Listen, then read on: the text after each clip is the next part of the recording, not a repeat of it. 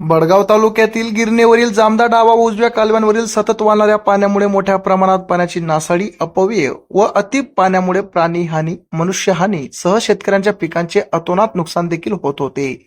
याबाबत train live न्यूजने कालव्यांना पाणी सोडण्याबाबत नियोजन व्हावे, संबंधित अधिकाऱ्यांनी तात्काळ दखल घ्यावी याबाबतचे वृत्त प्रकाशित केले होते. त्याची संबंधित विभागाने तात्काळ दखल घेत कालव्यांना आता ब्रेक दिला असून तसेच नियोजनबद्ध पाणी सोडण्यात यावे अशी मागणी परिसरातील शेतकऱ्यांकडून देखील होत आहे.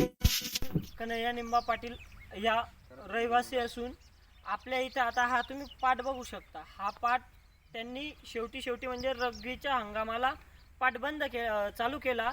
तर आता हा पाट दीड महिना चालला. तर दीड महिन्यामध्ये झालं काय, तर हे एकदम पाणी आणि आमचे शेत पाटा लागून आहे. पाटा लागून असल्यामुळे त्यांच्या खालच्या टप्प्याला पूर्ण पाणी असतं. तर हा 8 दिवस बंद केल्यामुळे पाण्याचा तुटवडा होईल आणि जे आमचं येणारं पीक एकदम व्यवस्थित येणार आहे. पण जर अशीच रोटेशन पद्धतमुळे जर दिलं तर जे पीक आहे, आता जे खरीप हंगाम सुद्धा लागू शकतो आपला एप्रिलपर्यंत, असा 8-8 दिवसांचा गॅप जर दिला तर ते पाणी व्यवस्थित पोहोचू शकतं. आणि आपला आता बघू शकता शेताकडे जे पाण्याचं जास्त अतिप्रमाण झालं आहे तेही व्यवस्थित सुनियोजित राहील.